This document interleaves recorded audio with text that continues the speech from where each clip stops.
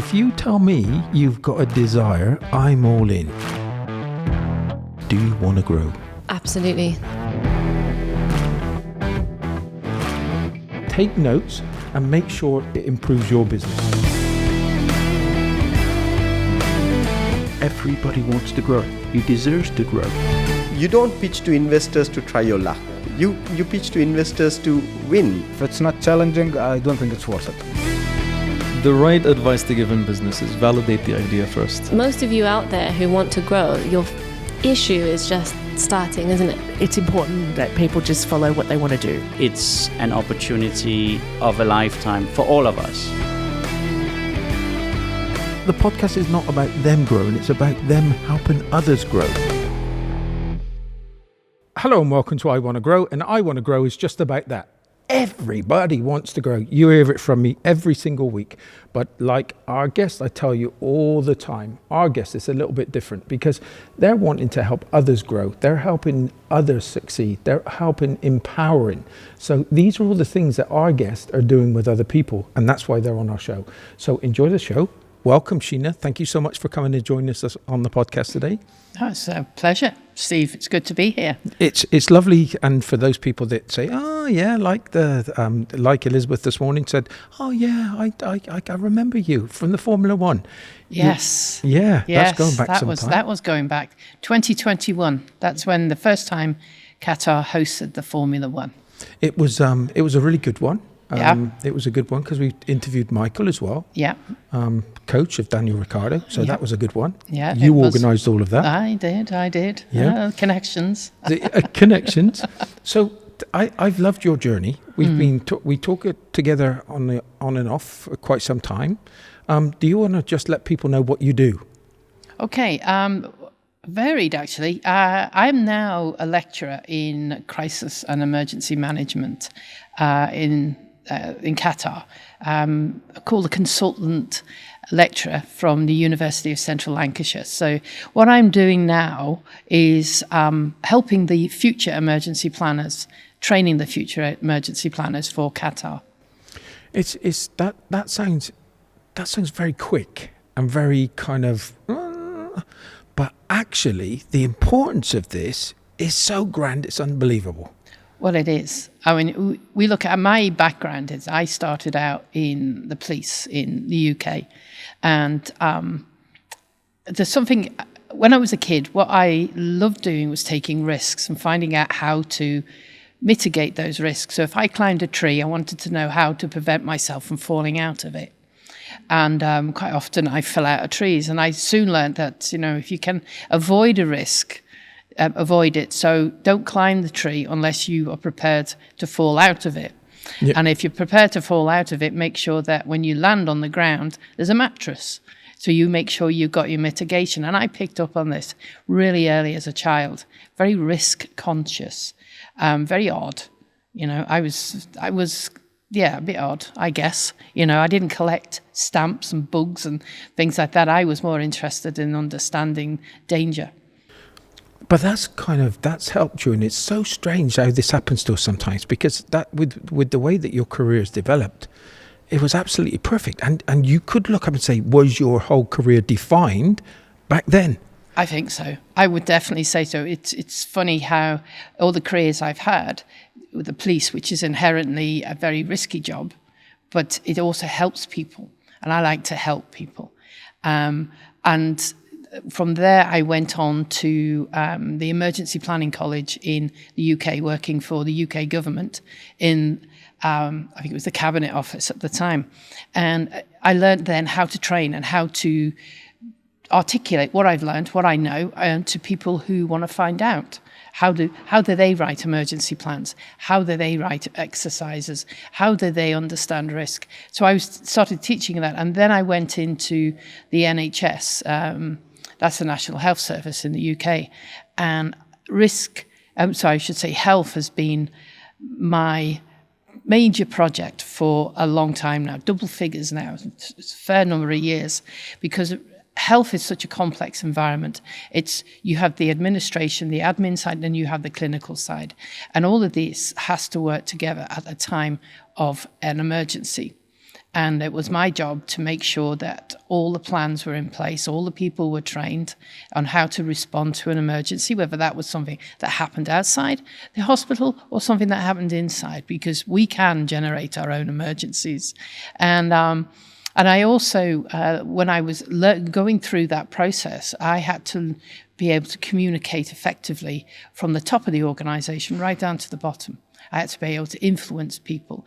I had to understand organisational politics. I had to understand the culture. Everything you can think about setting up a company and what a company or a business looks like, I had to know everything, because how could I plan to help them if something happened, if I didn't understand how a patient, if in the hospital, a patient gets an appointment, from the moment they get that appointment to the moment they're discharged, I need to understand that whole system.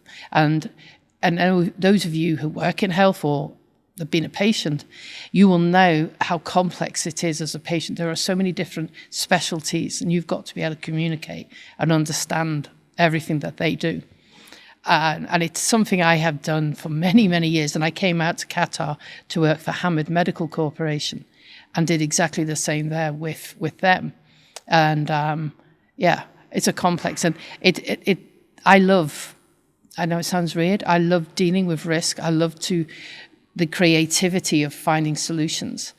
And then I love training people. I love to share that, make sure people are ready. I've got the empathy with with patients, with staff, and understanding what can happen, how it can happen, and what we can do to reduce the risk. And my entire career has been based around me falling out of a tree. And that's fascinating. Well, it's fascinating, but mind-boggling, really, because we've all got those things in our lives that actually, when we were younger, they're actually shaped sometimes by mistake. It shapes the rest of our lives forever. Yeah. There was articulate. To articulate. It's a big word. That is. Well done. It's a big word. And a lot of people are going to think to themselves, articulate. Okay, we understand the English language, but that's not always, it may be a nice word, but it's not an easy thing to do, right? That is one of the most complicated words to be able to articulate your meaning. Like I'm fumbling with it now. Yeah. You've got a stressful situation and you've got to keep your calm and be very articulate to what orders and direction that you're going to give out. How do you keep your nerve in those situations? Well, for me, it's a weird thing, because from the moment I was, as a child, and I realized I enjoyed risk, and I began to understand, that sounds terrible, I enjoyed risk.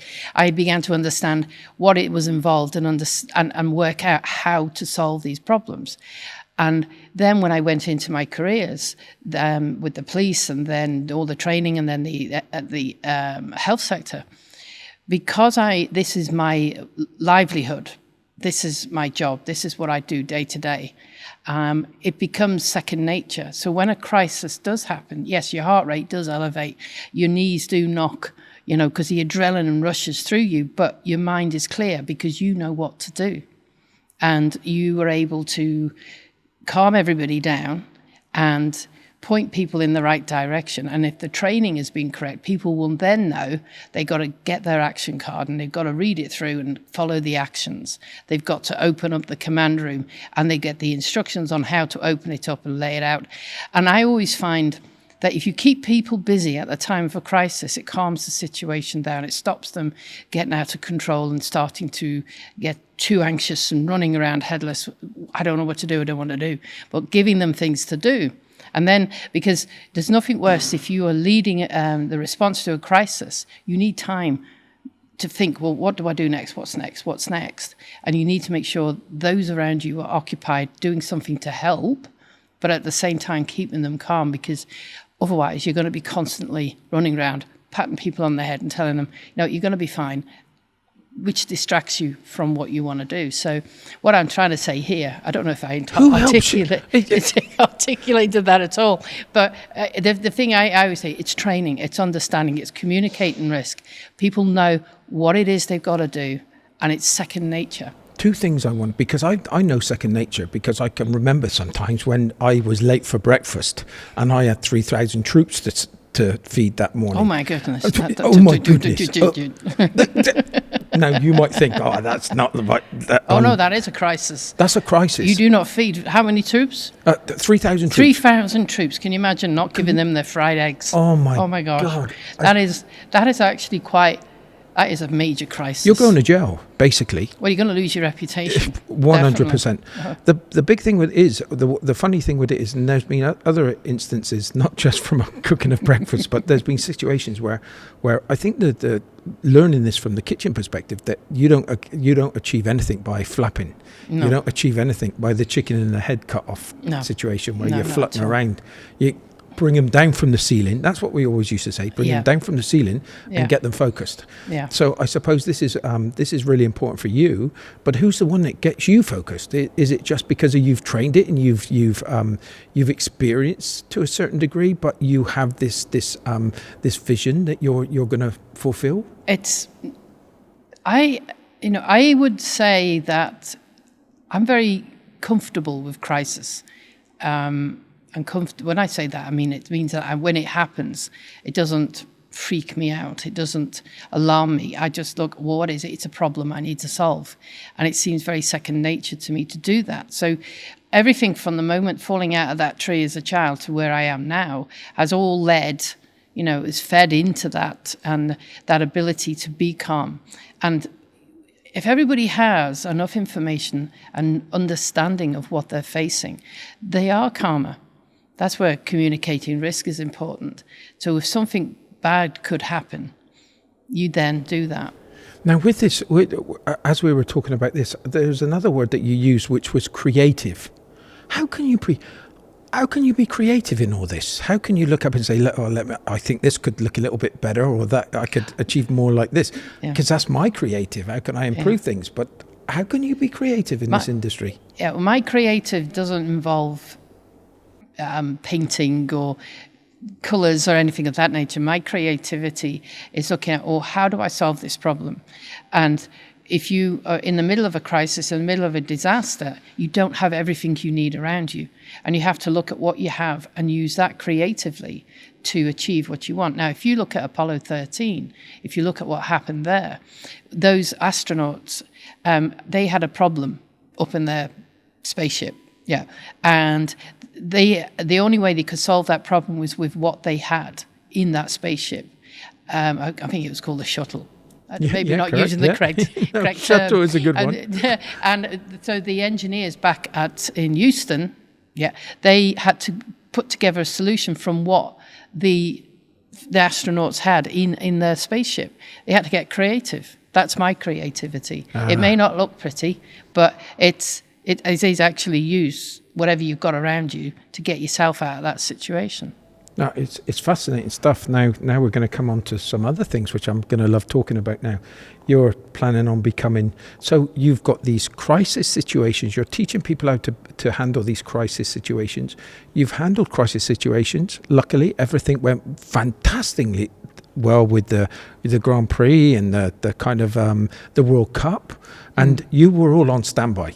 That if something went wrong, you were there ready to pick up the ball. Luckily, thanks God, nothing untoward happened. No. But now you're coming into another big crisis where you're stepping out. You've been in the police force. You've been in many different positions where you're in complete control of the situation. And now you're going to be running your own business. And you're going to be, this is going to be something totally new for you to navigate. How is it so far with your setting up of your new business? Tell us about the business that you're going to set up. It's the business is called Emerald Resilience, and it's about resilience. Now, resilience is the latest buzzword. Everybody mentions resilience and everything that they do. What I want to do is make sure that resilience is used correctly. For me, resilience is not just you've got your emergency plan, for your company and you've all trained. It's also making sure that because resilience is something that is continuous. It isn't something you just hope you have when a crisis happens, and you have that resilience to respond. Resilience has to be built all the time, and a business needs to be resilient. Its people need to be resilient. So you've got personal and business resilience, and that's what I'll be looking at: leadership, empathy, values, courage, all of this to make sure that you are truly a resilient organization. Because one of the things I found as an emergency planner working in organizations is getting people to take seriously what I did, because I deal with the unknown, or the maybes, the what ifs, and it isn't something you can pick up and say, oh, that's pretty. It's something that may happen. And when it does happen, then you don't want to be finding out about how to respond then. And that's what I always found. They called me the disaster lady. And if I turned up in the main corridor of that administration wing, you'd hear doors slamming as I was walking down the corridor, because they associated me with death, destruction, and you do not want to be around me. And I decided, no, I need to change the perception. And I think COVID has helped hugely to highlight the importance of business continuity, organizational resilience, emergency preparedness, crisis management, risk, all of that. It's really highlighted it. And how long has it been in the planning, this company? Yeah, it's quite funny. Last year, around about this time last year, when it was the World Cup, one of my mentor and good friend, Richard Edge from Careers Ship, was over here in Qatar. And we were out with one of my friends, Maysoon. We were out in Lusail. Maysoon, yeah, she's more... Hello, Maysoon. Yeah, hello, Maysoon. Yeah. Yeah, and we were out walking one evening. We'd had a meal and we were looking for somewhere to have coffee. And everywhere was busy. It was hot, it was bouncing with football mania, and we couldn't find anywhere to have coffee. We came across Raffles, and we just thought, oh, I'd like to have my cup of coffee there, or cup of tea. And of course, it was closed because it had one of the football teams in there. But Maysoon, great lady. Great lady. Absolutely fantastic lady, great communicator. Went up to the security and started talking to them, and of course she's talking in Arabic. And so Richard and I are all thinking, what's she talking about? And eventually she talked us into Raffles. And we were treated like VIPs. Raffles were fantastic. And we got to meet the staff there, and they were lovely. And they gave us our cup of tea, cup of coffee, and some lovely little sweets. And I sat there and said, this is where I'm going to launch my business in a year's time. So I had set myself that deadline. Whatever state the business is in, it's getting launched in December next year, which is 2023. And one of the things I learned is that you cannot get anything perfect before you launch. You're never going to get anything perfect. Everything has to develop all the time. And I just went for it. And through workshops and peer reviews, what I did was I developed a business model, looked at it and thought, this looks great. I want to test it. So I had a workshop with business owners, and I just presented it, and they didn't tear me to bits, but what they did do, they were very constructive with their observations. And I went away and looked at it with Richard, my mentor, and then we corrected a few things and just started to build it, take what's in here down onto paper. And I've got a great, she's a brand storyteller. She's a great wordsmith called... From Leeds. Yeah, Demi from... she's just amazing. And she's helped articulate, put it on paper, what it is that I want to do. And...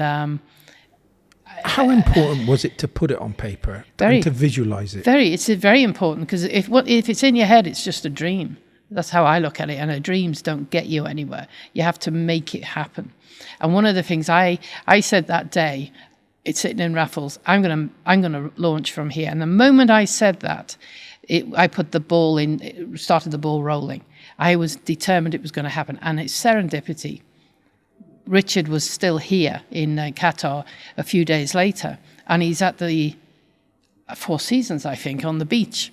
and he's minding his own business, but he hears a young couple and a friend chatting away, and he didn't recognise the language. When the couple left, and he just left the young woman there, he started speaking to her, and he found out that she was in fact the PR for Raffles. So yeah, and we started working with Jamila, and we had the most fantastic experience in the launch. They even put my logo on the ceiling. I was lucky enough, I was fortunate enough to have been there, and it was an amazing experience. And there were so many people. The one thing that I loved about what you did or what you achieved, and this is compliments to you and all your friends, but they all rallied around you. The lady that done the volcanoes and done all the, how many hours did she put Charlene, in? She built these models. So she had 2 disaster scenes. She had a volcano, 2 volcanoes erupting in a nice snowy environment, and she made this. And the volcanoes had steam coming out of them. Yeah. It was really fantastic. I don't think they were not steam. That was kind of, that's the lava coming out. Yeah, that was the lava. Yeah, you believe it. Yeah, that was the lava just pouring out. Yeah, and then we had another scene, which was a city that was devastated and fires all over it. And her creativity there. Snow. And it was just really amazing. Amazing. Absolutely amazing. And the time she put into that, and happily doing it. But it was like all the wheelbarrows and the spades that were on the table with the edible stones. Yeah, that was the chocolate stones. Chocolate stones. Those were nice. And the little details where I'm lucky that we noticed it, but those little things around the glasses, then the stems of the glasses. Yeah. And I still kept those. I kept all mine. Yeah, I went yeah. around just taking them off and said, this is mine, give me mine. But it was the attention to detail by Charlene to make this environment, this experience memorable.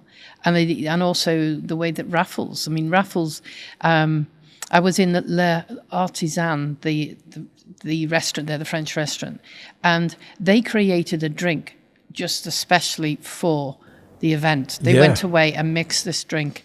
And then we had, I don't know how many brilliant chefs were in the kitchen. And the food was amazing. I'm not just saying it because it's Raffles, but it was amazing. I'm a chef. They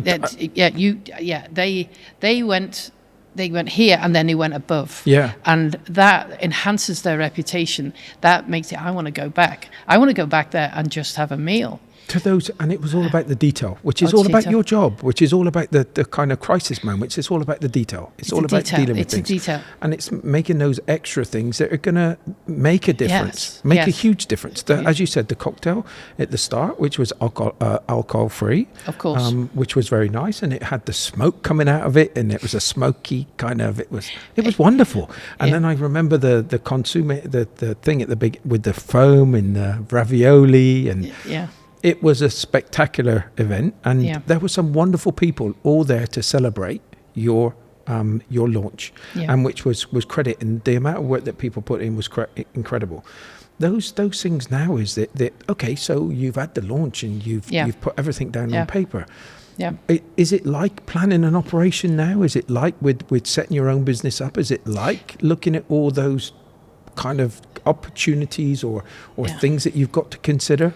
Well, the thing now is to raise your profile. What I want to be is the go-to person in this field of resilience. I want to be influential in the field. So I need to raise my personal profile.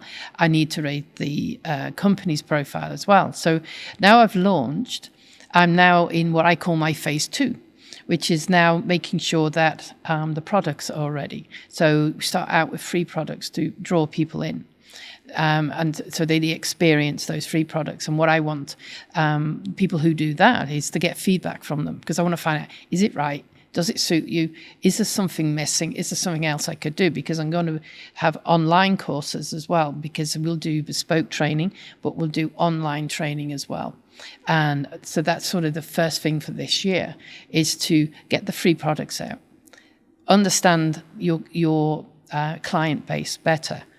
And you can't understand your client base by not going in there with ideas and products for them to comment on.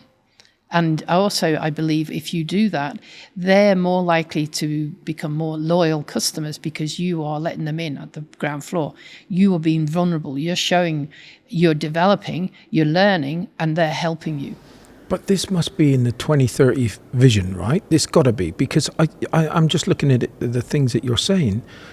Security guards, they would be perfect for this training, correct? Because you could teach them so many different things and get them more well equipped to do their job properly, and you're educating them at the same time. Well, it is. It's about educating risk. We're surrounded by risk every day. Risk is there. You get out of bed and you trip over your eider down. That's a risk. You can slip in the shower. You walk down your stairs, you fall down the stairs. You forget to wake up to cook for the 3,000 troops. It's all a risk. And understanding that is a risk and that you can do something about reducing that risk or eliminating it is important. And when you are, as a security guard, they need to identify the dangers around them. And they need to know how to deal with those dangers and how to keep people away from them. Yep. And it is about communicating risk. They're the front line as well, right? I mean, anybody who deals with the public in any security or health or emergency, so you've got your police, you've got your civil defence, they are all first line responders to emergencies, and they get to see the worst part. Okay, and they need to understand what it is they're going in for. They need to. This is where personal resilience comes in as well, which is very important. That's when I will look at how do you make sure that you are able to cope with what you see, and you don't have to be superhuman. You're not going to be a superhero. You're a human being. You have emotions, and you will see the worst. But you need to know how to cope with that, and if you need help, where to go and get help, and have the courage to go and get help. Yeah, and you need good leaders. So, in all respect, there's nobody. There's a lot of people that's going to need your services. It's like an insurance policy, really. It's a good way of looking at it. Yeah, it's a get out of jail free card. As if you play Monopoly, you always want to have that with you. So if something does happen, you go, oh, yeah, I'll take that plan and I'll respond. Okay, let's run through this. So you identified that there was an issue. There was a problem. What was the problem that you solved right away? What was that first problem you said, I can do better. I can do something towards this within your business? Because we're all looking for that kind of the problem that's out there that I'm going to fulfill. Oh, yeah. So you're looking for your gap. Yeah. What's your USP? Yeah. Unique selling point. I mean, I'm learning all this business jargon now.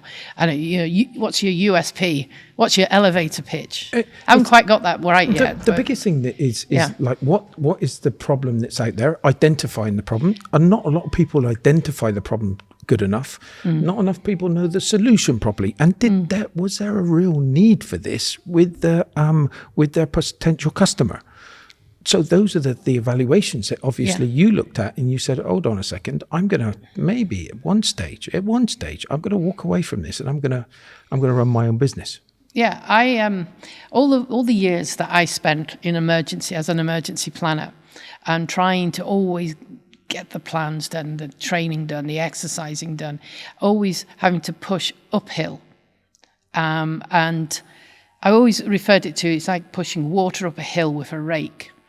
Because you will only get a tiny little bit up there, but you've got to keep on persisting. And I found that emergency planning was very much, and business continuity was very much a separate project compared to the business. You have the whole business, so everything else was in it. Emergency planning was outside. And for some organizations, it was just, we need it for an audit.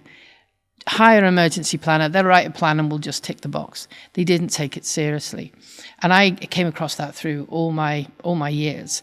And I thought, okay, how do I influence? How do I change this? And I looked at it and I decided that the best way is to influence the culture of the organization. That's not easy to do because cultures are set once the business starts. If it's not right, you've got probably 20 years worth of wrong culture to change. So you look at values. What are the values for the organization? Do they actually operationalize these values? Do they teach their employees about these values and what they mean and how that should be carried out in their workplace? So you believe the values and practice the values. And emergency planning and business continuity can be part of that value. Because when you talk about courage as a value, and as an emergency planner, you quite often stand up as the only person who says, you can't do this, And everybody else is saying, no, we're going to, but you have to stand your ground and explain it until eventually they listen. And you need, everybody in an organisation needs the courage to stand up, to say, no, that's wrong. And that can be in relation to even just a simple health and safety risk, which could escalate into a crisis. Or it could just be about bullying, or it could be about sexism, it could be about anything. But have the courage to stand up. And that's just one example. I never really seen it like that. Really, I didn't. But I love where articulate comes into it now, because if you're articulate, you can command through that. Because if you're well versed and you can get that point across, then people will listen. Yeah. And that's where I see, I love the word articulate, because in this emergency situation, you better be good. Well, you do. And it only comes with training and confidence, and have a good advisor sitting next to you, because I've been advisors to senior police officers. Now, they know their job, but they don't know everything about a particular subject. So I specialised, when I was in the police, I specialised in off-site chemical incidents, anything to do with the airport, John Lennon Airport, anything there at all, anything in the River Mersey, and anything to do with animals, even in a city. We had foot and mouth disease, and I became the subject matter expert. But I would advise the senior commanders on whether it's a strategy, or whether it's a tactic. I would be sitting next to them and saying, no, you don't want to do that. Or yes, you want to do that. Because they don't need to know everything. They just need to know how to make a decision, a command decision. And that's why they surround themselves with advisors. So, yeah, I come out as an advisor. Either I'm a leader or an advisor in a crisis. And I'm very loud if it's required. I'm not going to be pushed down or bullied. I will stand up. Lives depend on it. Well, lives do depend on it. And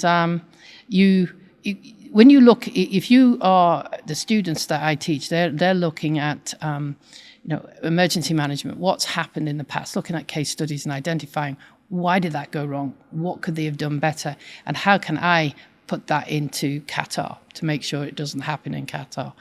They begin to realize that mistakes are always going to be made, but you've got to learn from them. And in emergency management, when we talk about an incident, the major incidents and disasters are very rare. But when they happen, everybody wants to know everything about it, and they want to blame whoever they can for what's happened. And then about 2 months after it, 2-3 months, people have forgotten. I tell you, Sheena, I'm gonna push this forward with you, because I think there's a course there for startups. I really do. There definitely is. I'm a startup myself. I mean, that's the way I look at it.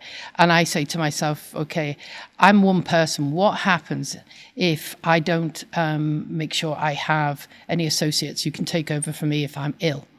God forbid, fall seriously ill. That would be the end of the company.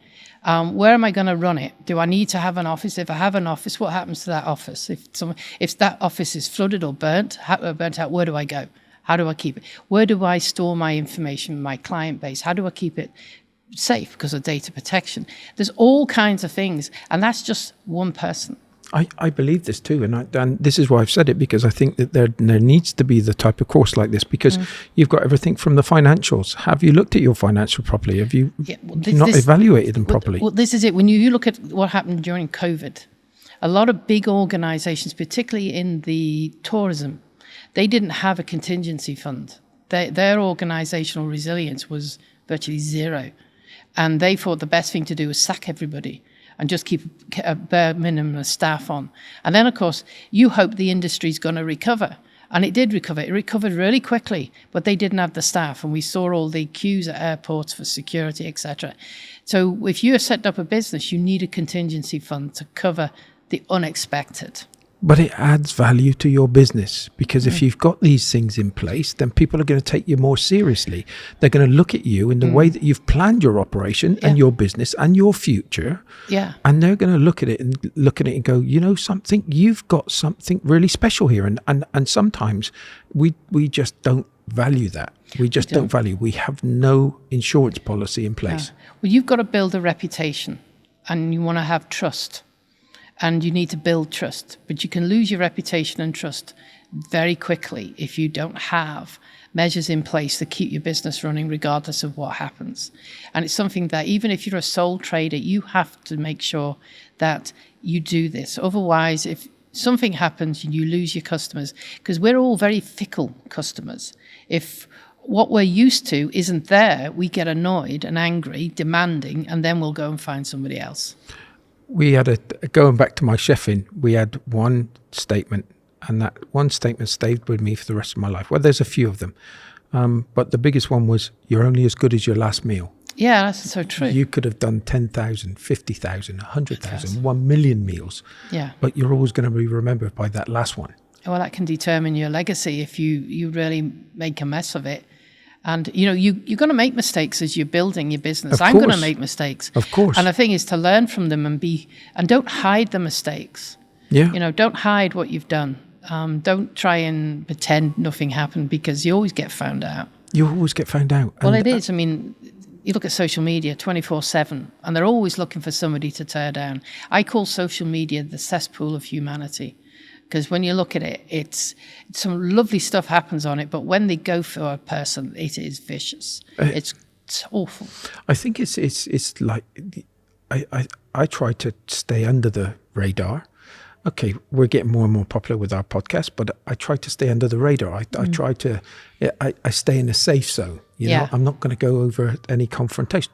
But I don't feel there's any need to go over confrontational points. There's no need to. It's all about celebrating somebody's values, somebody's successes, and that sometimes I think that's all we need to look at, really, because that will impulse the normal person to go on and do better, especially if they can relate to that person's story. Well, that is it. It's looking around what's happening, what's good, and say, oh, can I do that?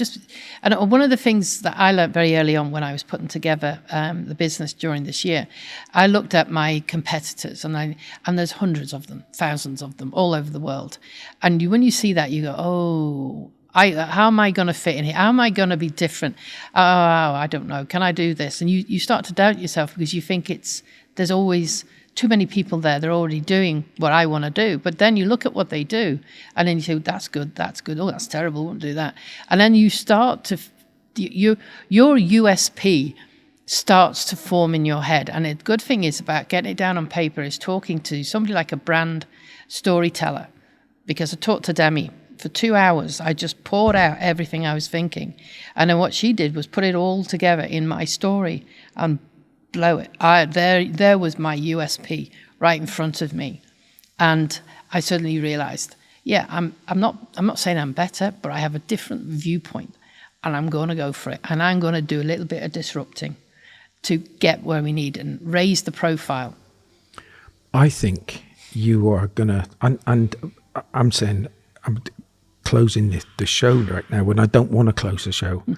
Because I want to say to you, what's your next steps in the next year? Because I'm fascinated. I'm really excited to listen to what you've got planned. Yeah. Well, for this year, the first phase is to get as I said, the free products. Then once the free products are done, which will be the first wave in February, then it's about checking how effective they are, as well as then putting the online courses on. And doing the same there. I'm building, doing more podcasts, raising awareness. I'll be doing blogs. I will have a newsletter. There'll be regular LinkedIn posts, which are informative. And the idea is to raise my profile. And I do have an aim for the end of the year. And like I did last year, I said, I'm going to get this next year. The end of this year, I'm going to be at the Abu Dhabi Grand Prix, which is the last Grand Prix in 2024, working for one of the teams on a contract. That is my aim. Then we'll make sure that we'll have you either well before when you've signed the contract or when afterwards, when you come back and you tell us exactly how it went for you. Yeah, that's everybody, fingers crossed. That's what I'm aiming for. And I you set yourself a target and go for it. And you don't. What I don't do, considering I'm a planner, what I'm not going to do is say I'm going to do this, then this, then this, then this, because what if point 5 doesn't happen? What I found with the launch, I was going, it was like this, but I was heading towards it, but I had no idea which way it's going to go, and that's where I think I enjoyed it, because I can. You say, oh, that's a problem. Let's see, what's an alternative? And surround yourself with people who, one, support you, and two, are just as creative, articulate, and intelligent, and have skills that you don't have talents that you may not have. And surround yourself with those people. And I saw at that launch, you had those people surrounding you. Yeah. So, Sheena, thank you so much for coming in again. Sheena McCabe. Thank you. We didn't say your surname, but Oh, that's Sheena fine. McCabe. Sheena McCabe. Yeah. Yeah. Thank you so much for coming to share with us. It's been invaluable. It really has been invaluable. Thank you. And I'd like to say to you guys, so many positive words that came out of this today. Ambition, articulate. Be articulate. It's okay to be articulate. It is. Okay? Yeah. Make sure you are. Courage is another good word. Desire, ambition, dreams. You always have a dream. We can all have a dream. It's whether you can execute it or not. And if you've got that determination like Sheena has, then I know that you're going to execute it. All you've got to do is keep on pushing that one foot in front of the other. And you'll find people that come along and want to help you. They'll see your desire, they'll see your dreams, and they'll help you to achieve them. So thanks very much for Sheena, and thank you very much for you guys for listening. See you next week. Bye for now. Bye now.